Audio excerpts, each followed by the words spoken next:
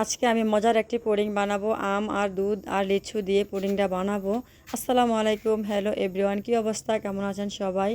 তো আমার মেয়েটা আজকে অনেক দিন ধরে অসুস্থ, প্রায় এক সপ্তাহের উপরে হয়ে যাবে, সে কিছুই খেতে চাচ্ছে না।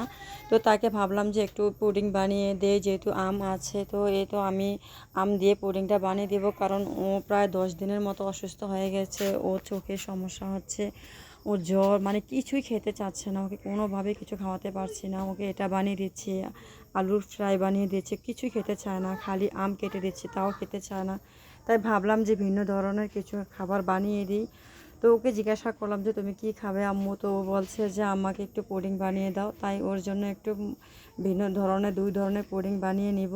তো প্রথমে দেখতেই পেলেন যে আমি আমগুলো কেটে নিয়েছি, তারপর দুধটা জাল করে সেখানে চিনি আর হালকা একটু নুন দিয়েছি যাতে মিষ্টির ব্যালেন্স ঠিক থাকে, আর একটু আগার আগার পাউডার মানে বা একটু দুধ দিয়ে মিশিয়ে তারপর দিয়ে দিয়েছি। তো এটাকে একটু নেড়ে ছেড়ে যখন একটা মানে উপরে বলক চলে আসবে, সেই মুহূর্তে এটাকে একটা বাটির মধ্যে ঢেলে দিবেন, ঢেলে দিয়ে আমটা দিয়ে দিবেন।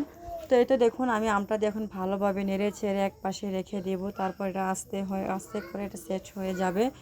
তো আমি প্রথমবারের মতো পুডিং বানালাম, জানি না কেমন হবে, তো আশা করি ভালোই হবে। তো এই তো দেখুন তারপর আমি লিচুর পুডিংটা বানিয়ে নেব। তো প্রথমে আমি লিচুগুলোকে ছিলে নিচ্ছি, এক এক করে সবগুলো লিচু ছিলে নিচ্ছি। লিচু আর আম দুধের পুডিংটা আমি প্রথমবারের মতো বানাবো। তো এই তো দেখুন আমার লিচুগুলো এক এক করে সবগুলো ছেলা হয়ে গিয়েছে। তো এখন এগুলোকে আমি ছোট ছোট পিস পিস করে টুকরো টুকরো করে কেটে নিব। তাহলে যখন পুডিংটা বানানো হবে, যখন আমরা এটা কাটতে যাব, তখন কাটতে গেলে তখন সুবিধাটা ভালো হবে। আসলে লিচুটা তো এমনি তো খেতে অনেক টেস্ট। তো বাচ্চাদেরকে এক এক সময় ভিন্ন রকমের নাস্তা বানিয়ে দিলে ওরা পছন্দ করে, ওরা অনেক খুশিও হয়, এটা খেতেও ভালোই লাগে। তো এইটা দেখুন আমি লিচুগুলোকে টুকরো করে কেটে নিচ্ছি। তো এই তো আমার লিচুগুলো কাটা হয়ে গিয়েছে। তো এখন আমি একটা পাতিলে হাফ মগের মতো পানি দিয়ে দিব, এখানে কিছু নুন আর চিনি দিব যাতে মিষ্টির ব্যালেন্সটা ঠিক রাখে, আর আগার আগার পাউডার পরিমাণ মতো দিয়ে দিব। যে যতটুকু পুডিং বানাবেন ওই অনুযায়ী আগার আগার পাউডারটা দিয়ে দিবেন।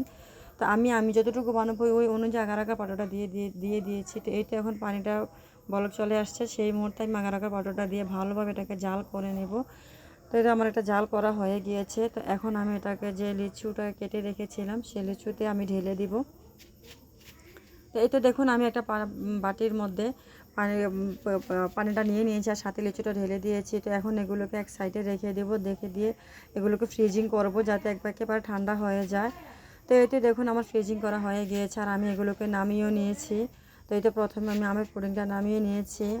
তো আমি পুডিংটা বেশি একটা জমেনি, কারণ প্রথমে বারের মতো আমি পুডিং বানিয়েছিলাম, তো একটু মিস্টেক হয়ে গিয়েছে, আমার আগার আগার পাউডারটা হয়তো কম পড়েছে, জানি না কি সমস্যা হয়েছে। যদি আপুরা দেখে বুঝতে পারো যে কি সমস্যা হয়েছে, অবশ্যই আমাকে কমেন্টের মাধ্যমে জানিও। তো যাই হোক, তবুও বলবো যে আমের পুডিংটা অনেক মজার ছিল। তো আমার মেয়েকে আমি ওইভাবেই কেটে কেটে খাইয়ে দিয়েছি। তারপর আমি দুপুরবেলায় রোদের সময় লিচুর পুডিংটাও আমি ফ্রিজ থেকে বাইর করে এটাকে এই তো একটা ফ্রিজে নিয়ে নিয়েছি। তো এখন এটাকে কাটবো। লিচুর পুডিংটা মাশাআল্লাহ অনেক সুন্দর হয়েছে, এটা ভালোভাবে সেট হয়েছে আর এটা খেতেও অসম্ভব মজার ছিল। এই তো মাঝে মধ্যে বাচ্চাদেরকে ভিন্ন রকম কিছু খাবার বানিয়ে দিতে পারলে আমার নিজের কাছে অনেক ভালো লাগে, আর বাচ্চারাও অনেক খুশি হয় ভিন্ন রকম খাবার পেয়ে। কি বলবো, এই লিচুর